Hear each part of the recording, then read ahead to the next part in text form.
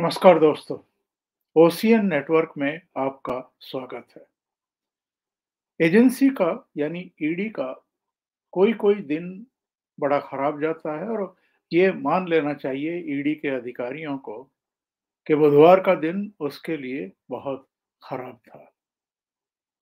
PMLA court, उसके जज MG Deshpande, जिन्होंने संजय राउत की जमानत की अर्जी स्वीकार कर ली और उनको रिहा करने के आदेश जारी किए, वो ईडी के इस तर्क और तमाम तर्कों से सहमत नहीं हुए और उनकी इस अपील पर भी उन्होंने गौर नहीं किया कि कम से कम शुक्रवार तक वो जो जमानत दे रहे हैं, उसको स्टे कर दें, ताकि उनको समय मिल जाए कि वो हाई कोर्ट में इस जमानत के विरुद्ध अपनी याचिका लगा सकें सुनवाई के लिए। तो पीएमएलए कोर्ट के जज ने भी उनकी सुनवाई नहीं की और जब वो दौड़ कर के हाई कोर्ट पहुंचे, तो हाई कोर्ट की जो न्यायमूर्ति हैं, भारती डांगरे, उन्होंने भी ये कहते हुए संजय राउत को मिली जमानत पर रोक लगाने से इनकार कर दिया कि अब जमानत मंजूर की जा चुकी है और वो दोनों पक्षों को सुने बिना ऐसी रोक नहीं लगा सकती। और अदालत ने ये भी कहा कि जो ईडी की याचिका उनके सामने आई है, यानी अंतरिम रोक लगाने की, बृहस्पतिवार को यानी आज वो इस पर सुनवाई करेंगी। उन्होंने यहां तक कहा कि मैंने आदेश को देखा तक नहीं है, यानी जमानत का जो आदेश दिया गया है उसको देखा तक नहीं है। मुझे नहीं पता किस आधार पर जमानत दी गई है। मुझे नहीं पता कि आपने यानी ईडी ने किस आधार पर जमानत के आदेश को चुनौती दी है। मैं दोनों पक्षों को सुने बिना भला स्थगन आदेश कैसे दे सकती हूँ। और अदालत ने यह भी कहा कि जमानत रद्द करने की जो केंद्रीय एजेंसी की अर्जी है, उस पर वो कल यानी आज गुरुवार को सुनवाई करेंगी। अगर सुनवाई के बाद मैं जमानत रद्द करने का आदेश देती हूं, तो आरोपी व्यक्तियों को वापस हिरासत में लिया जा सकता है। और उच्च न्यायालय ने ईडी से यह भी पूछ लिया कि किस कानूनी प्रावधान के तहत उन्हें जमानत के आदेश पर रोक लगाने का अधिकार है। एक्चुअल में ईडी की तरफ से जो अतिरिक्त सॉलिसिटर जनरल हैं, अनिल सिंह, उन्होंने गुरुवार तक जमानत के आदेश पर रोक लगाने की मांग की थी। तो इस पर कोर्ट ने कहा कि इस बात की कोई गारंटी नहीं है कि अर्जी पर सुनवाई एक दिन में पूरी हो जाएगी। उन्होंने कहा कि निचली अदालत ने जमानत याचिकाओं को सुनने और आदेश पारित करने में 1 महीने का समय लिया है। आप मुझसे इतनी जल्दी फैसला करने की उम्मीद करते हैं? मैं नहीं चाहती कि आपके यानी ईडी या उनके यानी संजय राउत और प्रवीण राउत के साथ कोई अन्याय हो। जब आप जमानत रद्द करने पर आते हैं, तो अदालत की भी अपनी सीमित शक्तियां होती हैं। और न्यायाधीश ने यह भी कहा कि ईडी का आवेदन दंड प्रक्रिया संहिता यानी जमानत रद्द करने की धारा 439(2) के तहत दायर किया गया था, न कि धारा 482 यानी आदेश को रद्द करने के तहत। और अदालत ने यह भी कहा कि केवल धारा 482 के तहत उच्च न्यायालय के पास जमानत आदेश को निलंबित करने की अंतर्निहित शक्तियां हैं। और दोनों की तरफ से जो वकील पेश हुए थे आबाद पोंडा, उन्होंने ईडी की इस अर्जी का याचिका का विरोध किया था। उन्होंने कहा कि साहब, आरोपी रिहा होने के बाद कहीं भागे नहीं जा रहे हैं।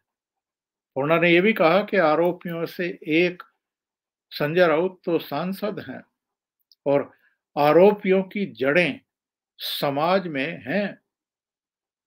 निचली अदालत ने जमानत देते समय कुछ शर्तें लगाई हैं, कोई भी भागने वाला नहीं है। और ये दलीलें सुनने के बाद हाई कोर्ट ने तत्काल उनकी जमानत पर रोक लगाने से एक तरीके से इनकार कर दिया। तो अखबारों की, पोर्टल्स की जो हेडलाइन थी इसके बाद, वो भी आप देख लें। हेडलाइंस थी, मैंने आदेश देखा तक नहीं और आप जमानत रद्द कराने आ गए। राउत के केस में हाई कोर्ट ने ईडी को खूब सुनाया।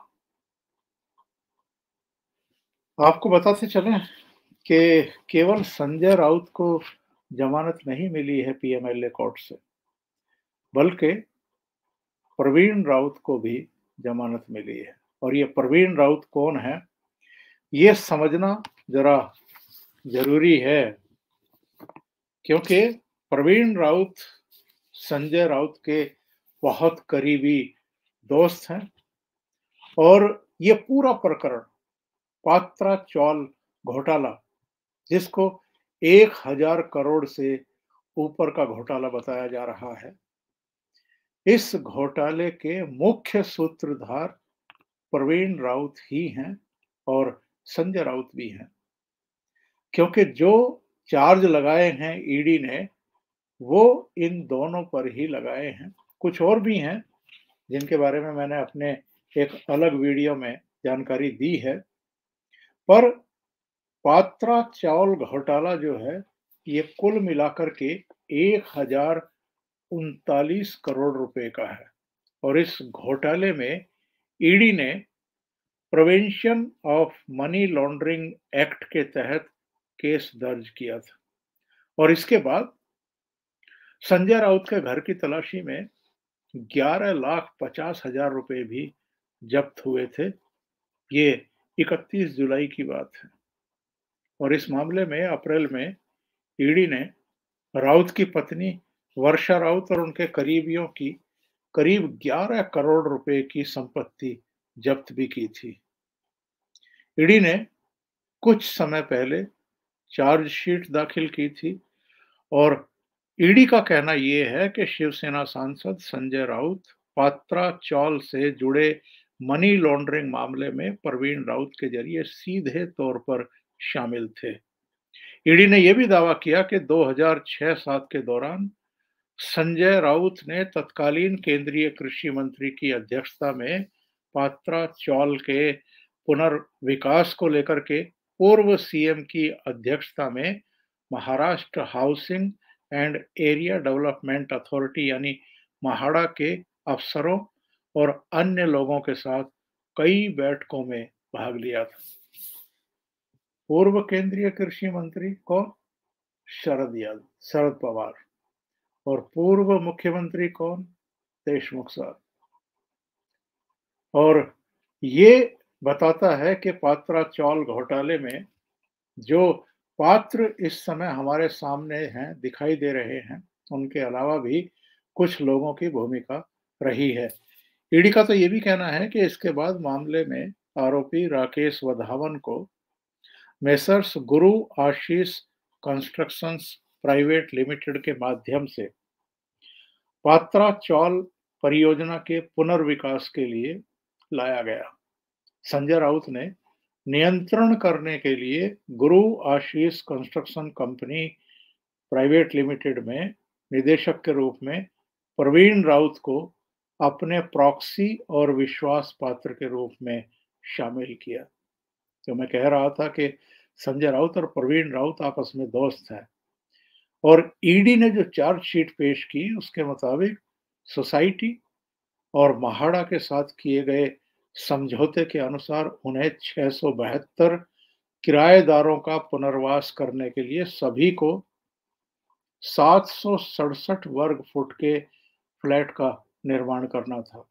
इसके लिए महाड़ा को 11,000 बल्कि इससे भी ज़्यादा ये 1,11,467 वर्ग मीटर का एक क्षेत्र दिया गया था और बदले में जमीन पर मुफ्त बिक्री घटक विकसित करने और थर्ड पार्टी के खरीदारों को फ्लैट बेचने का हक था।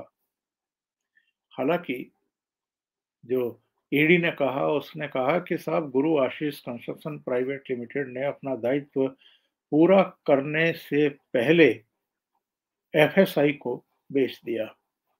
एफएसआई को जीएसीपीएल गुरु आशीष कंस्ट्रक्शन प्राइवेट लिमिटेड द्वारा थर्ड पार्टी डेवलपर्स को 1,034 करोड़ रुपए में बेचा गया था। और ईडी का ये कहना है कि हमें जांच पड़ताल में इस बात का पता चला है कि संजय राउत के प्रॉक्सी यानी प्रवीण राउत को एचडीआईएल से उनके बैंक खाते में 112 करोड़ रुपए, जिसे बाद में संपत्ति खरीदने, व्यावसायिक इकाई, परिवार के सदस्यों वगैरह के खाते में ट्रांसफर कर दिया गया। इस प्रकार संजय राउत को अवैध तरीके से आय प्राप्त करने और संपत्ति के अधिग्रहण के लिए हस्तांतरण और अन्य संस्थाओं को ट्रांसफर करने की प्रक्रिया में शामिल पाया गया। और ईडी ने यह भी बताया था कि अलीबाग इलाके में इन्होंने प्रवीण राउत के परिवार के साथ, इसके अलावा सुजीत पाटकर जो इनके सहयोगी हैं, उनके परिवार के साथ मिलकर के उनकी पत्नी, तब की पत्नी सपना पाटकर जो बाद में अलग हो गई, उनके साथ मिलकर के कई प्लॉट खरीदे थे। दादर में भी इन्होंने फ्लैट खरीदे थे। और ये बात तो सामने आ ही चुकी है कि प्रवीण राउत की जो पत्नी थी माधुरी, उसके खाते से संजय राउत की पत्नी वर्षा राउत के खाते में 83 लाख रुपए की एंट्री हुई थी। तो ईडी ने बहुत डिटेल जानकारी कोर्ट को दी और चार्जशीट में भी दी। एक और जानकारी मिल रही है, जब पीएमएलए कोर्ट ने संजय राउत की जमानत स्वीकार की तो संजय राउत ने हाथ जोड़ करके जज एमजी देश पांडे को शुक्रिया कहा। तो इस पर एमजी देश पांडे ने उनको टका सा जवाब दे दिया, ये कहते हुए कि साहब ये हम मेरिट पर फैसला करते हैं, इसमें शुक्रिया करने की कोई जरूरत नहीं है और शुक्रिया कहने की कोई बात भी नहीं है। जब मेरिट नहीं होती है हम जमानत नहीं देते हैं, जब मेरिट होती है हम जमानत देते हैं। संजय राउत को जमानत मिल गई है, बाहर आ गए हैं, सड़कों पर उनका जुलूस निकला है, शिवसेना के कार्यकर्ताओं ने जश्न मनाया है, अपने घर के बाहर उन्होंने मीडिया को, अपने कार्यकर्ताओं को संबोधित भी किया है, बड़ी बड़ी बातें कही हैं। लेकिन बात वही है कि ईडी या तो अपनी बात साबित नहीं कर पाई कि उनको अभी अंदर ही रहना चाहिए, जेल में ही रहना चाहिए, न्यायिक हिरासत में ही रहना चाहिए, जमानत नहीं मिलनी चाहिए, या फिर कहते हैं ना कि कोई कोई दिन किसी एजेंसी का बड़ा खराब जाता है, तो ये मान ले कि एजेंसी के लिए बुधवार का दिन कम से कम भारत के भीतर अच्छा नहीं गया।